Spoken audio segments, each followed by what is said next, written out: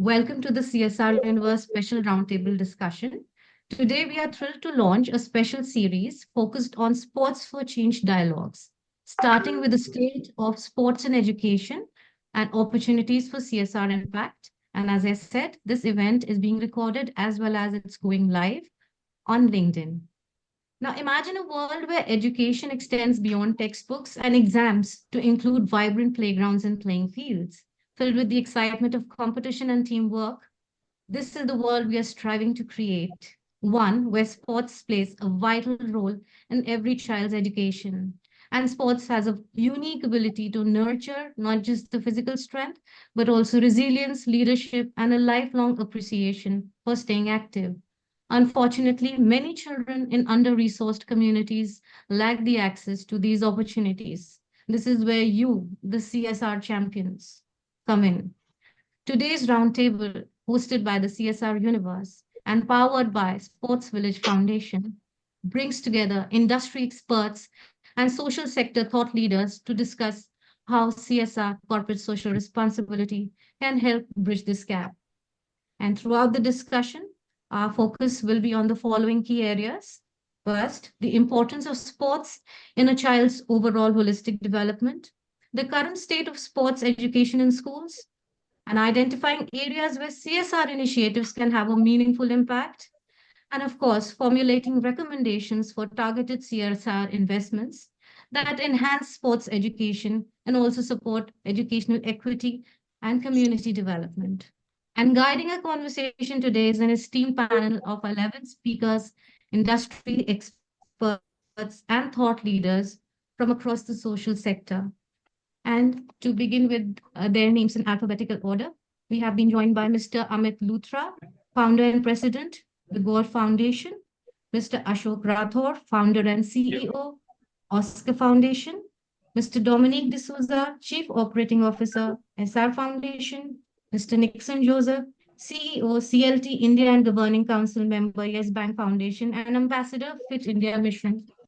Then we have Mr. Parminder, co-founder, Head Sports Village Foundation, Ms. Poornima Shankar, Associate Director, Human Resources, LatentView Analytics, Mr. Puneet Anand, AVP and Vertical Head, Corporate Affairs, Corporate Communication and Social Responsibility, Hyundai Motor India Limited, Ms. Ravnit Singh, Managing Trustee, the I'm Here Initiative, Ms. Shormi Roychowdhury, Head of Branding and Corporate Communications, Tech Mahindra Foundation, Mr. Siddhartha Iyer, Senior Manager, Corporate Social Responsibility and Ask Asset and Wealth Management, Ask Foundation, and Mr. Siddhartha Upadhyay, Chairman, Mapcom Group, Founder and General Secretary, STAIRS Foundation. He's also the advisor for UNIF Sportotech.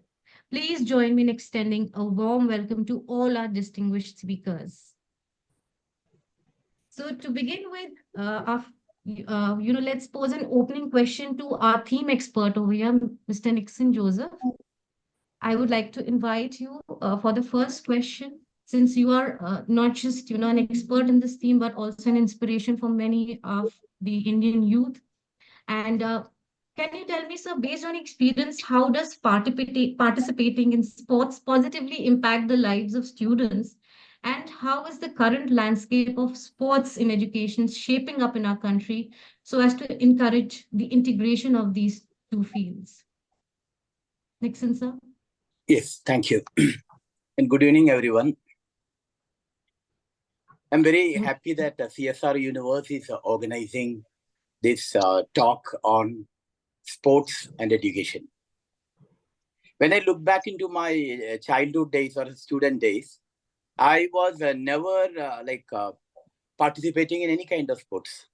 Okay. Because I was told that sports is only for those who are not good in studies or those who have nothing else to do. So focus on studies only.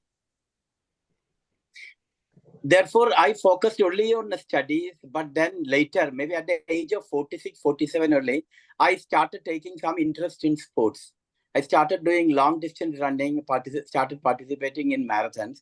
And only then I came to know that sports is it is something which every individual should get engaged with in some form. I felt that when I participated in these full marathons and all, it gave me a lot of positivity, determination. It gave me confidence that I can face any challenge, etc. And also, of course, you get a lot of recognition, popularity, and all when you are in sports. Right. I also learned that sports is disciplining you. In that way, it is as good as education. And what is happening in the present scenario is that compared to all earlier days, people have come to understand that sports is also a good career. Yes. That sports is offering lot of opportunities. And therefore, I see lot of parents and all encouraging students to participate in sports, fitness activities, etc. Present scenario in India, I would tell that there is a lot of gap when it comes to infrastructure available for sports, facilities available for sports between rural and urban area. And also, even in the urban areas, in some pockets, we can find excellent infrastructure, state-of-art equipments, etc. Whereas in many parts of India, we don't have that. And when it comes to CSR support to sports, I would tell that it is slowly increasing. But why it is so? Because health education receive lot of support from CSR organizations, whereas sports is considered as an entertainment. Sports is considered as something like we should spend 1 crore, 2 crores just waiting for some Olympics medal. But then that concept should change. Like CSR donors, CSR funders should think that sports is as good as education. Sports is also good, as good as health. And sports is also disciplining people. In fact, when we consider CSR proposals, we should think not that we are spending 1 crore or 2 crores or 5 crores just to have some a probable Olympic medal. No, the concept should be that we are supporting sports, and in the process, we are encouraging maybe 50, 100 or 200 students or candidates to become disciplined citizens. In that way, we are encouraging when we see sports, we shouldn't think it as a different vertical. We should consider it as connected to sports and education. Sports, education and health. It is, Thank you so much, sir. Thank you so much, sir. So I would want to move on to Mr. Dominic Dsouza over here because of his background in sports. So, like sir is saying, there is an integration between, as in fact, an interdependence between sports and education. So, given your experience as a former state footballer across various age groups and as a qualified coach for the Maharashtra football team, how can we leverage sports program to promote CSR initiatives in the education sector? Thanks and hello to everyone. It's an immense joy and a privilege, to be part of this summit. The question that you put, see, it's very, very important for us to understand that sports is part of our curriculum. Many of the schools, even when I used to be coaching the schools, we faced a very major problem, and that problem was how do we get all the children to attend the classes and at the same time, attend to these sporting activities that they have to be involved with. So I'd come up with a suggestion when I was coaching Don Bosco's that why don't we put all the children in one particular division so that we can have an extra an hour of extra coaching and practice, and then we can sort of formulate. But what I see is, there is a lot of scope through CSR. But one thing is, let not CSR be a force that we have to implement. That's why we have to do it. Let it be the reason to bring in that change. Right from the onset, from the very early stage, children usually participate in sports till they are in the 7th and 8th standard. After that, you do not get these children mostly participating in sports. And that gap has to be filled. Many parents do not want to let their kids go in for, to continue with any sporting activity. Right? If they are 7th standard, 8th standard is fine. Then they say, no, the 10th standard board exams will be coming along. 12th standards. Children are, are not getting that desire to really excel in sports. And we parents are responsible to push the child. Today, if I have to recruit someone in a person, say in a when he comes for an interview, I would take a person who has fared well in his 10th standard and not in his graduation or probably his MBA. I would look at that. There's a reason for it. If a person there are two candidates, and if there's one candidate who comes out with flying colors with 96%, and there's another candidate who comes out with say 80%, but was in several sporting activities in his 10th grade, I would rather choose him because I can mold him into someone who can be developed to do multitasking. Because the person who secured 96% and the person who was secured 80% had to do the same number of studies at the same 24 hours. But there was this person who was willing to go that extra mile. Sports also gives us the opportunity to develop ourselves as most of us will realize it, and I've experienced it at some time or the other. It helps us to grow. Sport may not give you cannot play a sport all through your life. Like for me, football never gave me what I deserved. Football made me a man, taught me the wonderful values of discipline, hard work, commitment, teamwork. There are so many things that go with sports. And if we can, identify and take sports right from the grassroots levels, we will be able to achieve. See, we looked at a program as Gold for India. We try to tie up, and we are still looking at people, who are weak, but there is a lot of scope for them to reach that. Give them that hope that there is something which will be there to achieve through your hard work, commitment, and external support from companies or organizations like us. So we are looking at this, how we can sort of bring in that balance. And it's very, very important for us because as a coach, it was very difficult, the things that are involved. Either you have to be a great player like Sachin Tendulkar or Virat Kohli to shine, or you come back from the back door. And I have faced this. People coming from the back door want to get into the team, and it's very difficult. And sometimes good players, children who are good in sports are not able to sort of give their very best, because then there's a setback for them that they are not able to go forward because of external pressures. But what I truly believe is that sports should be a forced curriculum of the academic. You have to remove and inculcate sporting activities in every child and at every stage, because it helps us. It will help the child to grow independently, grow in maturity, grow in responsibility, and definitely we can always take sports to. Today, sports in India is a new dimension. There's a lot of growth. There's a lot of, you can say, return on investment. So I see parents carrying heavy bags of cricketers, getting into the trains, willing to go that extra mile to help that child to grow. But at the same time, it's a little difficult for people coming from rural areas and other Absolutely. Absolutely, sir. That's a very valid point. And also the fact that you said that there should be an incentive also to encourage not just the children, I think the parents also.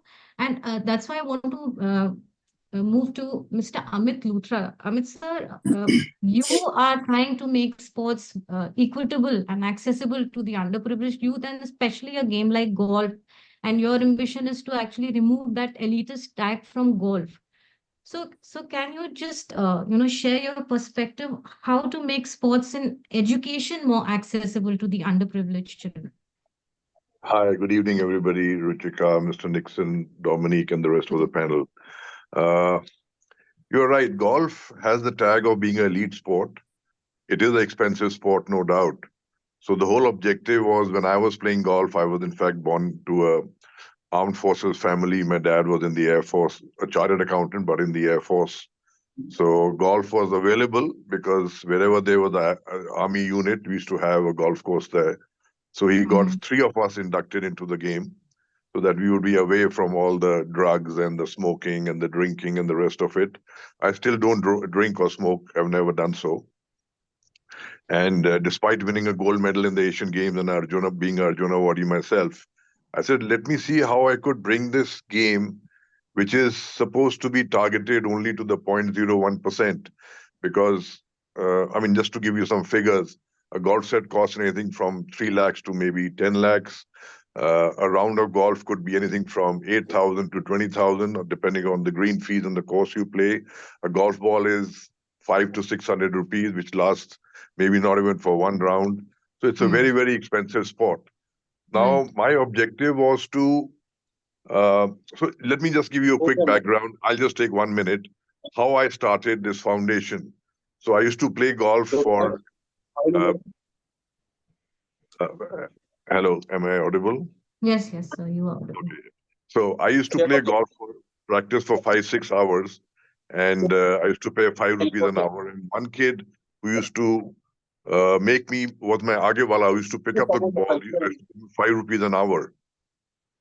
So one day he was thrown out of the club for some petty theft, which he didn't do. And I, to fast track it, I got him a golf set. I made sure that he got the arsenal and played golf. And by the time he turned 19, that was in the year 2000, he bought 2 flats in DLF and a Mercedes car, while I had just graduated from a Maruti 800 to 1000. So I said, if there's one kid like him, there could be thousands of others. And in the year 2000, we few got together and formed this foundation, a charitable organization called the Golf Foundation. And in the last 24 years, we've helped probably about 600 to 700 kids make a living. 4 or 5 kids make 1 crore year on year, which I think is not there in any other sport. Being an expensive sport, the money is also pretty good in golf. And Sir, you're on mute. Could you please unmute yourself? Thank you. okay. Yes. So in the last 24 years, we managed to get the highest award from the President of India, Rashtriya Khel Protsahan Puruskar. So Neeta Ambani got it for Reliance, and I got it for the Golf Foundation. So my whole objective is to start a foundation. We already have gone to villages in Israna. There's a kid in Israna who's a milkman's son. He is won not 1, 2, 4 world junior titles in his age category. Currently, as we speak, he's studying in the University of South Florida on a 100% scholarship. He's a 4.0 grade average Dean Scholar, and he's captained the team to NCAA Division I finals. We have got 6 kids studying in the US on a 100% scholarship. I just returned day before from Tokyo. Out of a team of 6 people from India, 5 are from the foundation. Sir, you're on mute again. So you're on mute somehow. Yeah. Hello. Yes, sir. So you're talking about Tokyo. Yeah, it keeps getting into mute. So coming back, my whole objective is to have a foundation, a small dormitory in some area where you're given 50 acres, I can make a 9-hole course. 100 acres, I can make a 18-hole course, USGA standards. And another 10 acres, and I can put the Neeraj Chopra, javelin, I can put athletics, swimming, chess, whatever you name it. So in 110 acres, I can have a full 30, 40, 50 discipline kind of a camp which can be replicated by various states. And it's not a question of will we win a gold medal, when will we win a gold medal in the Olympics, and not only in golf, in the other disciplines as well. If we can attack the 1.4 billion diaspora, sky is the limit for them. And we have to go down to the grassroots levels. That's where the talent is. That's where the people who are really good are excelling in the sport. And like I said, I've already proven in the last 24 years, 6 kids studying in the US on a 100% scholarship. People are winning on the India level, Asia level, European level, and the world level from my foundation. That's commendable, sir. So I would want to move on to Shormi ma'am over here, because as you were talking about that sports should be encouraged from the grassroots level. Shormi ma'am, Tech Mahindra Foundation has been very instrumental in changing lives of thousands of students from the rural background and the underprivileged community. So, and with your, in fact, Tech Mahindra has used innovative and technological advanced ways of, helping children with their education. So, according to you, how important is sports as a part of the education in today's times, and how are you implementing or integrating the two under your initiatives? Thank you so much to CSR Universe for inviting us to be a part of this esteemed panel.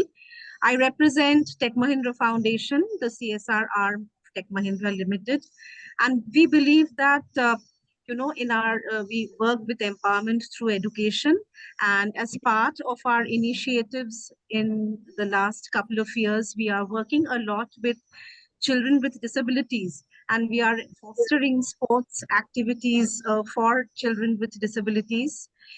We have collaborated with Umoha Sports and have been supporting sports program for about 150 children with intellectual disabilities.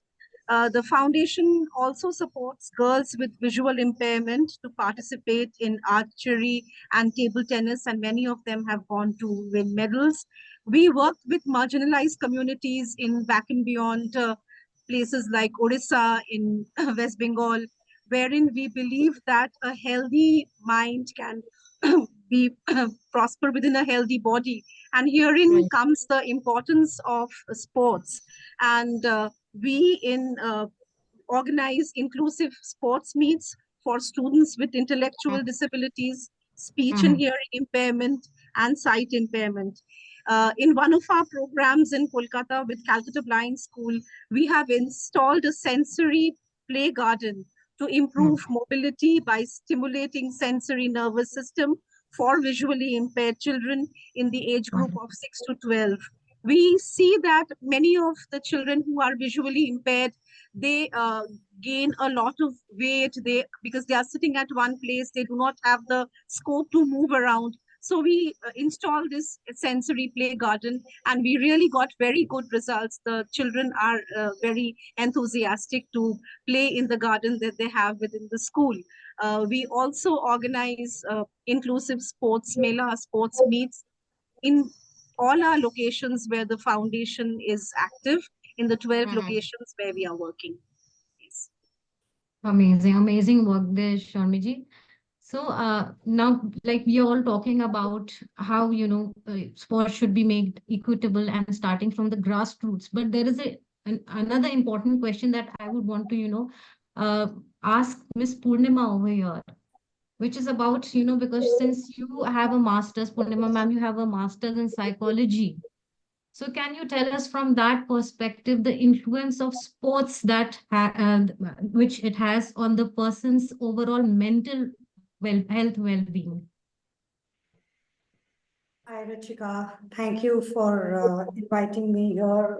Hello, esteemed co-guests over here. It's wonderful being here. Thank you. I represent LatentView. I head the HR and CSR at LatentView. And yeah, so we've also partnered with Sports Village for our flagship in CSR, which is in football. To coming to your question, Ruchika, I think most important where we are focusing is in government schools. These children's exposure, parental guidance, owing to all of that, I think sports is a field where they learn life skills. They are in a play area where they know what is competition, what is winning, what is working together, team play, and these help them cope through the difficult hormonal changes and experiences that they tend to. And I believe sports is a is a is an area where they collectively are exposed to many other peers, and that sheer exposure, uh, collaborative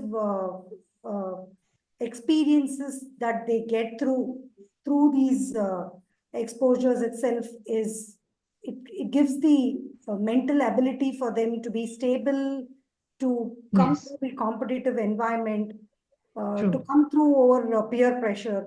And I think all of these are factors which later go a long way in building the mental ability of the child. That's absolutely correct. I also feel being a mother of a 9-year-old who aspires to be a sports person also. And thank you so much for your perspective there. So I want to move on to Mr. Puneet Anand over here because at Hyundai Motor India, you are spearheading and leading the CSR mandate, and two core focus areas are education and sports. So can you share your views on the interconnectedness between the two, and also an experience where you must have, seen some kind of success story coming out of a beneficiary, if you'd like to share that and your perspective on the whole integration of the two fields. Uh, uh, Thank you, Richika, and thank you, CSR Universe, for giving us an opportunity to be part of this great gathering. And I would like to thank all the fellow panelists who have actually started this discussion. And I think we are right in the time because India is a very strong growing economy. And when we look at the 1.54 billion population, we are actually posing and looking at a very great growth as far as our country is concerned, not only in terms of the GDP, but also in terms of various opportunities which our country has to showcase to the world. And I Mm-hmm. think sports is a very, very vital field when we look at our own grassroots level. And I think I really agree with what Mr. Dominic and Mr. Nixon Joseph mentioned in the beginning that Mm-hmm. unless and until we don't focus at the grassroots level, I think our responsibility as a corporate social citizen and also as a citizen of this country would actually be in vain. Uh, when we look at India, even the government of India is very strongly focused now on sports, with Khelo India being one of the flagship program which the Honorable PM has been spearheading with the huge amount of budget also being forecasted on year on year on that program itself. So at Hyundai also we strongly feel that progress for humanity is our vision, and under progress for humanity, we have our core focus areas where we talk of hope, earth, and mobility. Wherein hope is one of the area where we feel that skilling, upskilling, and also sports can put a very strong focus in the life of a child. You asked a question that what sports has to do with the normal mental well-being of a children. But I think we have been also, our grandfathers and parents have always been talking one thing which we all agree that there is always a healthy mind in a healthy body. It's a very strong statement. So unless and until we are not giving that healthy mind and a healthy body to the Right. students, or I would say the creators of the next India, I think we will not be able to really sustain a strong growth going forward. And that's where, with this healthy mind and with this healthy body, we can ensure the physical well being of the people. We can ensure that they become a good citizen, they become collaborative, they become family oriented, they all start working in collaboration with each other. And at the same time, a very strong character as a human being also can be developed through sports. So therefore, under our foundation, which is Hyundai Motor India Foundation, a couple of years back, we started a very unique concept called Sports Lab. Sports Lab basically is a program where we are, providing opportunities to the grassroots level people and the students, especially in the rural areas. We started with the state of Haryana, then we ventured into the state of Punjab. We adopted close to 40 government schools in this area. And over the last couple of years, we have been really excited because the response from these schools has been very good. They have allocated a Mm-hmm. lot of resources to these students. Close to more than 7,000 students in various areas of local sports have been trained. They have actually also been able to contribute a lot to the state level. I remember around 157 students from our own academy have actually been selected in various states level foundation. And a recent example I would like to share with everyone over here is that in the Chinese Asian game, one of our sports person, one Miss Kiran Godara, she actually went bronze medal in the Chinese Asian game. So we feel very proud that yes, with our initiatives, we have been able to contribute to the society. Our children, our sports person, they are finding a lot of pride. The parents are very excited to send the children now.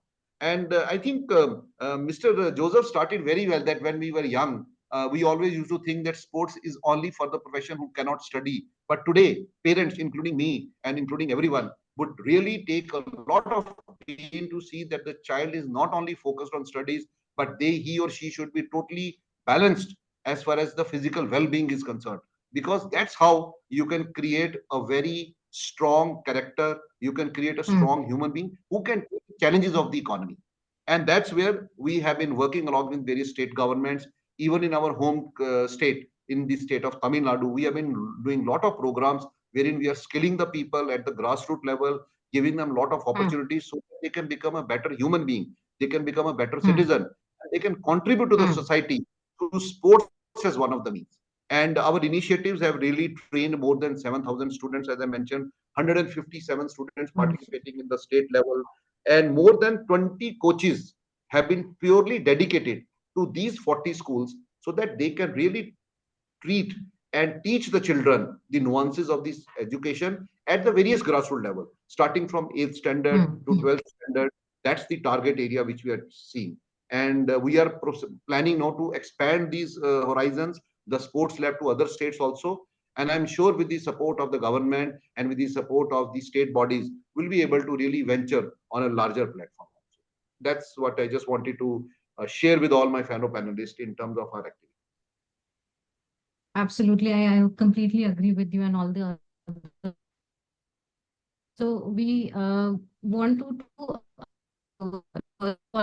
Mr. Punnet has just mentioned that, mindsets also need to be, changed, especially of the parents.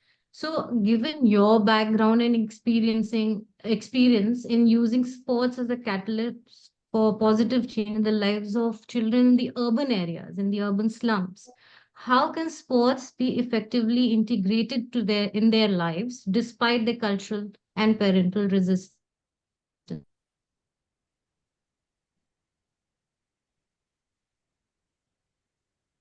Ruchika, your voice, who had you addressed this question to? This was for Ashok, sir, from Ashok. Oscar Foundation. Right. Okay.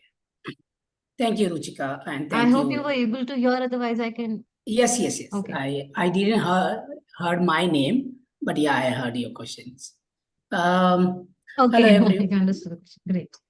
Hello, everyone, and thank you for inviting me here. I'm Ashok, founder of Oscar Foundation. Oscar Foundation been working from last 15 years in sports for development. We especially use football as a medium to bring low-income communities, children, girls and boys, youths together and to communicate. Basically, why we started this foundation, because many of the children were drop out in school in age of 7, 8, and working and doing child labor and involving in addiction and crime, early marriage. So these are the issue we have been seeing from the urban slums. And the parents also, because these children earning money in an early age, so family also depend on their salary, but on their income. But this money is leading these children towards the addiction and crime. Because they're getting money in a very early age and no one was there to guide them, direct them. So what we did, we started teaching children to the football in weekend, once a week. And we didn't told the children to, go to school or not to work. So basically we brought children together, bring them together, played with them, build rapport with them, and slowly we saw a lot of changes in them. They become more disciplined, neat and clean, more passionate about football. And then we made a very simple condition about that if they want to play football, they need to go to school. And because of football, everyone started going school. We started with 18 children. Now we are working, more than 15,000 children has been graduated from our program. That time, when initially we saw more than 50% children drop out school. But now 100% children going school. And currently we are working with the 10,000 children in 4 states. And our children, one of the girl is playing for India level.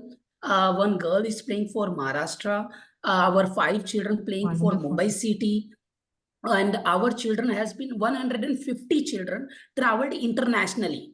Russia, UK, France, Spain, and played all the top level league like Dynasty Cup, Dana Cup, Gotia Cup. And team did very well. Our girls team won 2019 Dana Cup, world's second largest tournament. And then once they bringing this trophy, the entire mindset is change of the parents. That before parents were not allowing their daughter to wear shorts and t-shirt. But after seeing these success stories and many girls become a leader, so now parents are also bringing their daughter and they want their children, girls, to part of this program. And Wonderful. initially, it took us 5 years to make a girls' football team because the parents were not believing in girls. So then now, because we have created many leaders, these girls are mobilizing other girls. And because of this, we have many created girls leaders. We have 40% girls, 4,000 girls now part of this program. So, and passing ratio, I'll take just 30 seconds more. Last year, we had 537 children in 10th and 12th grade. And we collect every year mark sheet from all the children. Because if they don't give a mark sheet, means they are school dropout. So we want all the children to complete their education, and we guide them and we talk to, and then re-enroll them in school. So we collected 537 mark sheet from 10th and 12th grade. 93 children pass. 93% children pass 10th and 12th grade. So now the parents has also mindset is changed that sports is also helps in academic improvement. Absolutely. So it's great that sports grassroots level is very important. We find difficulty in the CSR that the CSR top level corporate, they want the gold medal. But if we don't work on grassroots, how we will bring the more gold medals? So that is the difficulty we face, but we are working hard. And now sports helps creating more leaders. That's why we are able to work for 10,000 children. Okay. Wonderful.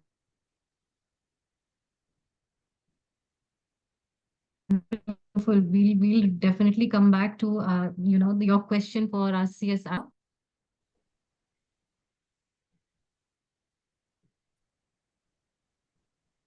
Ruchika, you're breaking. Yes. Am I audible now? No, Ruchika, Sorry, could you repeat your question? Yeah, just repeat your question. I was just telling Ashok sir that we'll definitely come back with your question to the corporate leaders over here. But before that, I was intrigued to, because you're talking about lessening, alleviating the number of dropouts from school. So here we have Ravnit with us, whose organizations are actually working on alleviating the dropout rate of students from sports. And she has a wonderful program where they have a residential football academy. So Ravnit, could you please share your insights on how this integration should be there and how the Aamayr initiative is actually amplifying the efforts of those social sectors in this domain? Sure. Hi, everyone. Nice to hear everyone's thoughts. And so I'm the managing trustee for the Aamayr Foundation. This is a football foundation, and it's great to hear that everybody here is focused on grassroots. So we have a little bit of a different approach. We are actually focused on, the youth. So we've seen that, there are lots of programs that are doing grassroots really, really well. And, like Ashok just mentioned that he finds medals, I find it the other way. Because we run the foundation, these are for talented players. So, these are not players that play in the basic level. They have achieved, some kind of a level. But due to many, the people, once they reach 12, 13, somebody had mentioned that it's very difficult. I think Mr. Nixon had mentioned that how, after 7th, 8th grade, nobody wants to focus on sports. So that is the area that we look at. And we find there's so many of these, boys and girls that are so good at the sport, but they have no support. So either they drop out for so many reasons. So we focus on those, and the kind of training and the facilities that we provide, we want to give them the very best, because our focus is also that we find, yes, we have many programs that focus on grassroots, and it's nice to hear that, there are academies that are going out to play in various clubs, but there is not really, we still haven't had that one person who's broken into like the elite professional level anywhere else. Sure, we have about, we have 20 clubs in India that pay really well. But if you translate that, that's only about 150 players. So if you look at the Mm. number of kids that play football, and out of that, how many can really make this into a profession, is where we step in. So, but again, it's very difficult because we are focusing on elite level play. It's very, very expensive. So, and we can't scale up because of the amount of money that's required. But if we don't scale up, then I'm sure you'll come back to it, that we find it difficult to raise funds because everybody wants to look at numbers. And so that's what we focus on. But we focus on providing them the best of the training facilities, and of course everybody education is a big focus. But because of the way we are set up, and we have kids from all over India, all our players are enrolled onto an iOS. So I'm sure everybody is familiar with the platform, because we're mainly focused on kids who are going to be appearing for 10th equivalent or 12th equivalent boards. Wonderful to hear that, Ravnit, and we wish you all the best in your endeavors. Thank you. So, I wanted to, now we have spoken about, that it should start at the grassroots, and rural development initiatives, should look into sports and education in the hinterlands. So my next question is for Mr. Siddhartha Upadhyay. Your organization has been focusing on grassroots sports mobilization, and you have helped over 25 million children achieve their dreams, which is commendable. And your work is in alignment with the SDG goals. So how important is it to focus on the sport prowess of these untapped, talented, underprivileged youth? And what can be done, to bring them to the fore? Jigaji, thank you so much for inviting us over. Your question is quite a complex question, considering all the right content that we've already exchanged between us, amongst us so far in last 45 minutes. Mostly from a corporate angle, from the CSR angle, from the individual perspective, we have got all the aspects covered. As far as States is concerned, using today's forum, using the opportunity to understand, listen, understand, and interact with each other, I would mostly talk about how I look at trying to contribute to this complex problem, which has now thankfully been understood as a problem. Mm-hmm. Mm-hmm. There is a top to bottom drive that is being taken to solve this issue, whichever way it could. The fact that Sports Village, Hyundai, and everyone practically, I can't be picking names because you all have been doing a wonderful job in your respective capacity. कोई 2 साल से कर रहा है, कोई 20 साल से कर रहा है, कोई 22 साल से कर रहा है. That does not give someone an edge over other. Stairs जो है वो 24वां साल है grassroots sports करते हुए, 24 years. I started in year 2000. Idea was very simple. I felt sports can help build a good character. I was 29 that time, and maybe I had a wrong notion about me that my character was good, but I was confident that if my character was good, then that could work with a lot of children. Yes. I'll tell you what is good about sports person characters, which I felt as a 20-year-old. 2 बातें बड़ी clear हैं. एक तो उसको हार और जीत का मतलब बहुत अच्छे समझ में आता है. उसको रीबूट बटन दबाना बहुत अच्छे से आता है. उसको एक ग्राउंड में एंड सब्सिक्वेंटली एक बोर्ड रूम में अपनी जगह समझना और उस जगह की बेस्ट पॉसिबल यूटिलाइजेशन बहुत अच्छे से आती है. Having been a player myself, having been a grassroots guy myself, having advised government at the top level, including the whole sports narrative that the India is following right now. I was fortunate enough to be in the founding team of Khelo India. I was given national award just a year before. I was so happy to understand Mr. Luthra got Rashtriya Khel Protsahan Puraskar. Wow. But that year I was chairing the committee for Rashtriya Khel Protsahan Puraskar. and the previous year. And in that way, one got to see so many, entries and the kind of deliberation that went on between all the stakeholders to see who deserves the best. So ये सारी चीजें एक साथ चल रही हैं और जैसे हम लोग क्रिकेट में बोलते हैं ना सिंगल डबल का खेल है करते रहो और चौके छक्के लगते रहेंगे. These are the lingos that any sports lover would give you. So 20 साल पहले 24 साल पहले जब हम लोगों ने शुरू किया तो आइडिया बड़ा सिंपल था कि बच्चों को खेलने का एक माहौल दे दो, सेफ होना चाहिए, सिक्योर होना चाहिए. And if kid is able to play, the kid will develop into a leader herself. It's been 25 years. Trust me, I have not found anything more getting added to it. So the first thing that a sports CSR should do is to stop patronizing the kid. हमने उसके साथ ये कर दिया है. The moment you bring this thought, and it's a very personal opinion, you've just finished the whole narrative.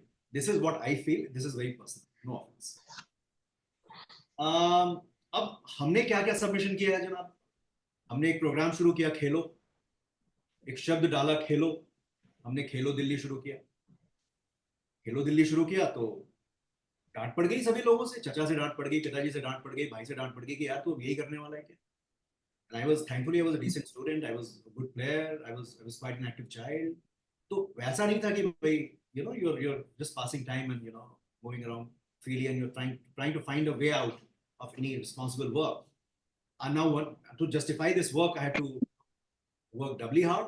I had to borrow, of course, when you go to your elder brother and your uncles for all sort of support, which they were kind enough to give. कोई बहुत sadness नहीं है इस पूरी story में कहीं भी, सब कुछ बड़े अच्छे से निकल गया. खेलो दिल्ली शुरू किया तो एक के बाद दूसरी परेशानी, दूसरी के बाद तीसरी परेशानी, फिर सॉल्यूशन से बदलनी शुरू हो गई. Then lot of stakeholders started approaching. फिर एक हमारे किसी जनाब ने सुझाव दिया कि यार ऐसा है, ये क्राइम बहुत है दिल्ली में, छोटी छोटी जगहों पे, बिकॉज सफाई नहीं होती, पार्क्स में कूड़ेदान बन गए हैं, असामाजिक तत्वों ने उसको घेर लिया है. यार हम क्या करेंगे उसमें? I mean, you've got police, you've got MCD, you've got all sort of authorities. बोले यार ट्राई करके देखते हैं, मतलब बच्चे तो हैंडल कर लेते हैं अपनी सिचुएशन, हम भी कर लेते थे, कब्जा कर लेते थे. जाके कोई ग्राउंड पसंद आ गया, 10-20 बच्चे गए, अपना खेलना कूदना शुरू किया, साफ सफाई की, 20 बच्चे इकट्ठे हो गए. कल से जो बाकी लोग हैं उनको बोला यार बताना अब हम खेल रहे हैं. मैं कहा यार we did it, let us see if that happens. So we tried that, trust me. And luckily the first center was somewhere in Shalimar Garden. It's behind the Dilshad Garden, which is that's exactly where daily riots took place, after 20 years of the sports. So some good thing came. Then I went out, then I reached out to my coaches and some people who understood sports better, organized sports better. I brought them in. Our next center was Majnu का टीला. हमने वो जगह adopt की, वहां पे कुछ हमने काम किया. मजनू के टीला से फिर 4 बच्चे सिपैक टैकरा में इंडिया के लिए खेले, अभी भी खेल रहे हैं. एशियन गेम्स में मेडल उनके आए, सब बच्चों ने बड़ा अच्छा किया. See, they did because they had to do and they were doing a good job. We just played a role with those kids, defining our own boundaries. And that's exactly again what sports teaches you, that you must understand your role in the whole game. Now the Khelo world was picking up. हमने कहा थोड़ा ambitious हो जाते हैं जनाब. हमने 32-33 centers खोले दिल्ली में. They all did well. हमने centers खोल के अब क्या करें? What do we do next? So हमने इनके आपस में matches कराने शुरू किए. 2004 के आसपास a lot of people, kids came for went for nationals and state and subsequently a lot of we did not have a very good data analytics team at that time. It was always that फलाना ने ये कर दिया, ढिमकाना ने ये कर दिया, that kid did this well, this coach had 5 kids being taught and those kids were doing they're doing better than others. So again that also topic got added. By 2004-05 I was advising most of the top international brands. I mean parallelly I was doing okay in my career, and primarily because I had to earn to fund. So I was trying very hard to earn and I was doing every possible thing, and I was advising Reebok at that time, and that helped me get an exposure to the highest content being exchanged in cricket. Work very closely with the top management out there, the brand communication, PR, etc. That also brought a good amount of resources to the system. हमने कहा थोड़ा और बड़ा कर देते हैं, खेलो India launch कर देते हैं. तो 2004 में जनाब हमने खेलो इंडिया लॉन्च किया. अभी उसको कॉपीराइट की वजह से स्टेयर्स खेलो इंडिया बोलना पड़ रहा है. Idea was very simple: target these underprivileged areas, target schools, give a common platform to these kids to play every day, give scholarship to the kids who are doing better. Scholarship would typically mean that provide them with the right support and do not interfere in their growth. तुझे कब उठना है, कब खाना है, कब पीना है, कब सोना है. Keep away from that. Let the job be done by the coaches or the locals. Another thing I must tell you about grassroots sports. Grassroots sports, and I'm sure everyone working here operationally would second that. That grassroots sports में जो participation होती है, वो आधे kilometre के radius के beyond नहीं होती बच्चों की. So whatever you're doing within 100 meters to 500 meters of a child's residence. Now, if the area is not secure, if it is not well in control of the authorities, and if you're not confident that the child is safe down there, you're not sending your child to play. True. Right? So anyways, I'll pause here because the story will go on for hours, and I'm sure none of you have time to go through this monologue. Story ये है जनाब कि 2005 के बाद हम लोगों ने उसमें gear change करना शुरू किया. Multiple programs were launched across the country. We had some 11 states occupied with us. To fast forward 2010, I think our hands were full. We were running very smoothly. We had adopted 2 states. We had launched state Olympics. I didn't know, by that time, despite having worked in the brand com and IP domain, कि यार Olympics word use नहीं कर सकते. बच गए हम लोगों ने, पिटाई हो जाती. So हमने हिमाचल में जो Olympics हमने अडॉप्ट किया था, उसको हमने सोमभद्रा खेल महोत्सव का नाम दिया. And the first state games were launched within umbrella of stairs. We did fairly well. I can't even tell you the number of kids who did well for the state and the country. I mean, number would be thousands. And we don't take pride in that. We don't even talk about it unless and until a CSR partner wants to talk about it. The day you want those files, the day you want to dig in, I can tell you that number would be more than 20,000, 25,000 by now across the country, because we have operated very successfully in more than 25, 26 states. बहरहाल 2 पड़ाव और है. 2010 तक मुझे ये समझ में आ गया कि this model of फ्री में बच्चों को खिलाओ और उनको जगह दे दो and फलाना ढिमकाना is getting over. I think it's time to wait. It has reached its tipping point because government had started waking up. There was a scheme called District Level Sports School, DLSS. It was launched by then government. And you'll be surprised to know that Gujarat was the only state that actually adopted it and did very well. You'll also be surprised to know that it was Mr. Modi's school that adopted this DLSS model. They launched it very successfully and adopted the idea of grassroots sports for Gujarat. This I got to know when I went to Gujarat in 2013 to launch world's largest talent scouting and training program in football. It's called Stair School Football League. This practically is the DNA on which any program in the country is built. Why? Because we have written it for the government and for everyone down the policy order. And this was the program where we talked about including sports and education together. Idea was the world was waking up to the idea that India is full of kids and young talent, while the average fan age, and see, एक हमको बात समझने की आवश्यकता है कि sports Hindustan में इसलिए डेवलप हो रहा है क्योंकि सबसे बड़ी पॉपुलेशन है हिंदुस्तान की, सबसे बड़ी यंग पॉपुलेशन है हिंदुस्तान की. एवरेज फैन एज जो हिंदुस्तान की है वो करीब 24 से 24.5 साल है, which is exactly 50%, half of what is happening in Europe. So the world has no option but to come to India.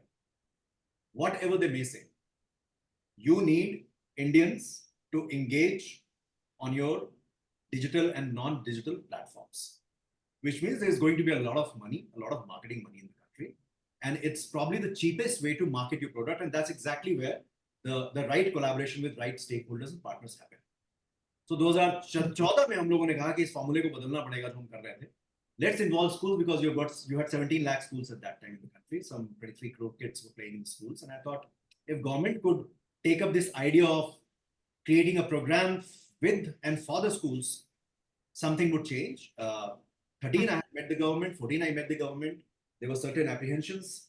We realized the apprehensions because no one likes to break the set system. No one likes to do it. तो हमने state school football league launch किया, हमने कहा एक formula launch करके देखते हैं। कुछ नंबर्स मैं आपको उसके भी दे देता हूँ। 2014 में जब हमने लॉन्च किया तो दिल्ली में 30 स्कूल फुटबॉल खेला करते थे। 2014 में जब हमने ये खत्म किया तो 556 स्कूल फुटबॉल खेलना शुरू कर दिए। They had proper football teams and it was an organized program. Some 15,000 footballers participated in Delhi in the very first year. Second year we launched in Gujarat in partnership with state government. I think the Gujarat Football Association will tell you that for the first time in last 25 years, Gujarat, all the districts of Gujarat participated. And then we went to UP and then we closed the program in 2018. 16, I got national award. 18, I was in Sports Authority of India on the board, working with the government very closely. And I realized there would be a conflict of interest. We shut and we learned. 3 years sabbatical, things were running on its own. 2020, we again realized that we again have hit the tipping point. Because right now you've got better content. You've got, smart players like CSRUniverse who understand content better than most of the people. You've got CSR money getting into sports. You've got, people like Mr. Gill, who are running excellent, organizations in and around sports who understand, how to monetize and create this kind of an ecosystem. तो इन सब चीजों को ध्यान में रखते हुए हमने कहा कि यार अब एक नया प्रोग्राम बनाते हैं। हमने एक प्रोग्राम लॉन्च किया, One India, One Goal. And I won't bore you with that, but just to conclude, we launched last year in April. We are completing 1 year today. Tomorrow we have got Stairs Youth National Games being launched in IG Stadium in Delhi. You all are most welcome to join. मैं बहुत polished आपको experience तो नहीं दे पाऊंगा, लेकिन मजा बहुत आएगा। 5000 गोल्ड मेडलिस्ट हैं, हिंदुस्तान के 26 स्टेट से आ रहे हैं। 2 लाख बच्चों ने पार्टिसिपेट किया इस साल, 2,36,000 बच्चों ने, 70,000 लड़कियां थी, 2,000 डिस्ट्रिक्ट लेवल इवेंट्स हुए, हमने 54 स्पोर्ट्स लॉन्च किए गए। मैं आपको एक नंबर देता हूं, हिंदुस्तान एवरेज 13 स्पोर्ट्स खेलता है सिर्फ। सो जिसको भी स्पोर्ट्स में दुकान चलानी है, बिजनेस करना है, CSR में पैसा डालना है, डेटा एनालिटिक्स में घुसना है, please understand there are 40 sports lying untapped in the country right now. Right. Average Right. Which has got around 700 villages, around 80 to 90 hamlets, around 400 wards, plays, and on an average 5 sports. So we have 15 sports, kids coming from 15 sports, coming to Delhi. They'll be competing for 4 days. This year, we deliberately did not take a CSR fund because we realized that उस वाले dialogue में हम घुस नहीं पाएंगे, उतना ज्ञान हम पे है नहीं, अंग्रेजी भी उतनी नहीं बोल पाएंगे। तो हमने कहा इस साल थोड़ा एक proof of concept so that people understand that where all they can intervene. And I think by 30th, we'll have the proof of concept. Next year, we are looking at launching 54 sports, all 800 districts. We are already in 482 districts in the country today. By the end of next year, I'm sure we all will be sitting together celebrating with our own respective spaces. And, you all are welcome in advance. And साथ में मिलकर कुछ करते हैं देश के लिए, बहुत बड़ा देश है, 100 करोड़ बच्चे। I think we all will have to, join hands and do something together. Yes. Thank you. Thank you so much, sir, for this wonderful insights. I would want to move on to Mr. Siddhartha Iyer over here. Since, ASK Foundation is also into rural development initiatives and projects. Can you, sir, since everybody's spoken about, what are the challenges on ground and everything, I would want to know from you what could be some of the creative solutions to foster sports in rural education? Sure. Thanks, first of all, for inviting me to this forum. So as a focus area, we at ASK are working on the theme of integrated rural development. That is a major focus area. And Parminder has been in touch with me for a while now, and he gave me an idea that you can use sports as a, not just focus on sports for the sake of sports, but using sports as a tool for social change. So we took that model together and started working on a pilot in a small tribal village. around 3.5 hours away from Mumbai. And we said, let's start with one school and, see if this model works. Uh, so of course, there have been a lot of challenges which, everyone on this forum would have experienced. Lack of infrastructure, lack of playgrounds. Even if playgrounds are there, they are unsafe for, children to play in. There is no PT teacher. The posts are lying vacant, especially in the rural ecospace. Uh, so there may be an intent for that particular school to have a sports program, but they don't have the bandwidth to execute it. Community also, there is lack of awareness on the importance of not just sports as a means of livelihood, but also generally children playing in a particular community.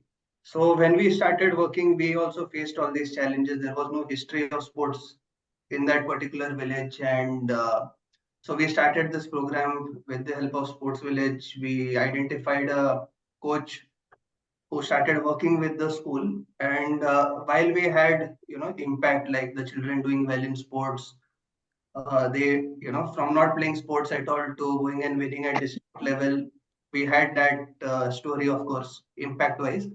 But there were a couple of stories that really gave us a lot of confidence to see that we can do many more such programs going forward. One was that in the history of those villages, girls were participating in sports for the first time. From girls not playing at all to going and participating and winning, and more importantly, their parents allowing them to play. I think for us that was a major cultural shift in a small tribal village, and a lot of effort was taken to not just create that buzz within the school.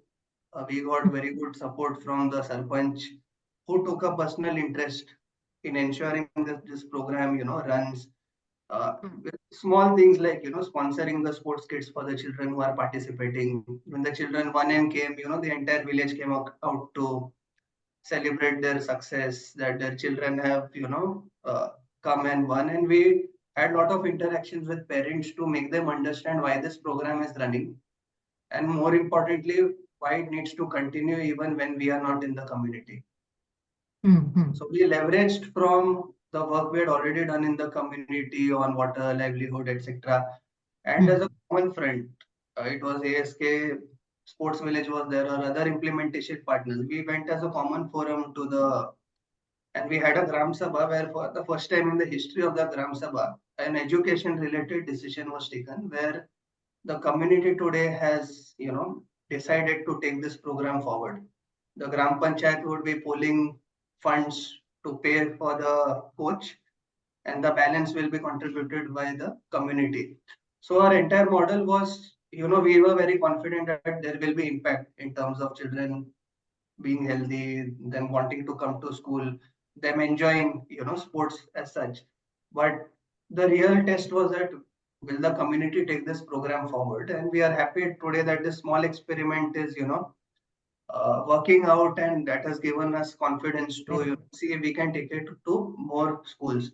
Because even before we reach the level where, we have children who are playing or, even going on to do well in sports at whatever level, is sports being accepted at the community level, something, and there is a lot of history. Everyone spoke during our childhood how, sports was perceived. And personally, I think all of us would have participated in sports of some sort, and probably we have some good memories that are associated with sports.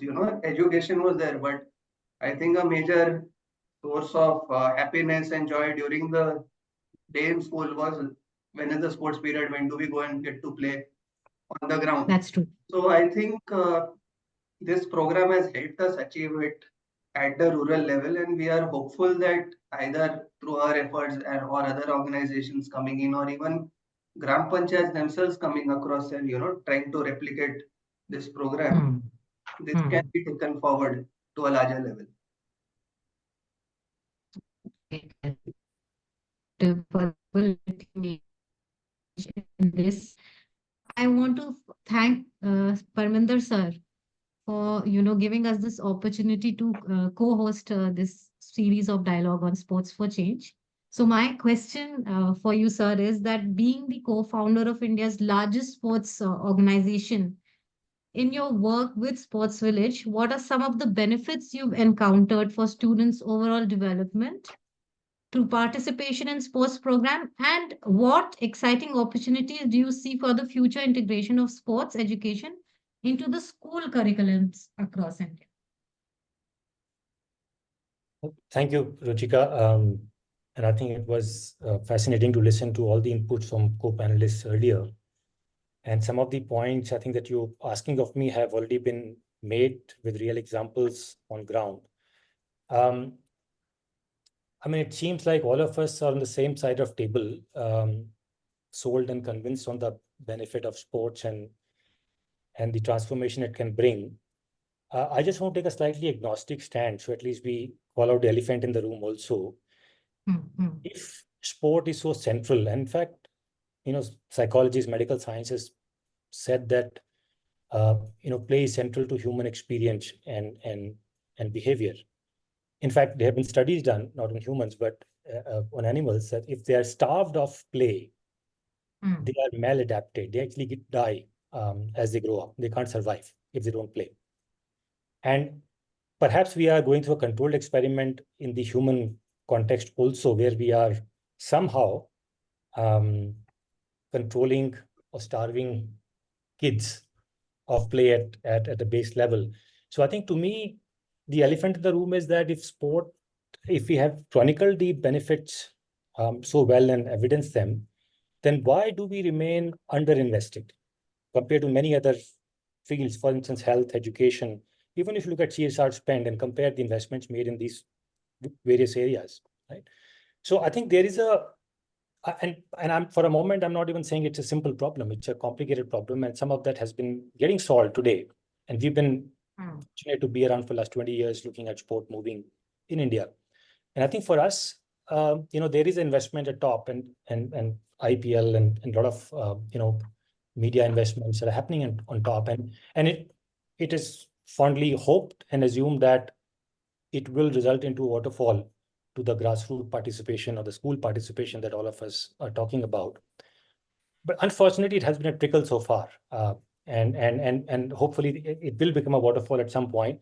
Having said that, I think our experience last 20 years took us to school system, and we felt that if we are able to integrate sport in core education and not have it as an optional piece. For instance, math is a life skill, and regardless whether you want to become an engineer or mathematician, you need math as a life skill to be able to total your bills, file your returns, or whatever else you need for.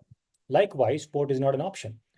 So we took that whole piece, and there is an element of policy, governance, infrastructure, and a whole lot. And I think Indian school system ranges from government schools where the problems are very different to private schools.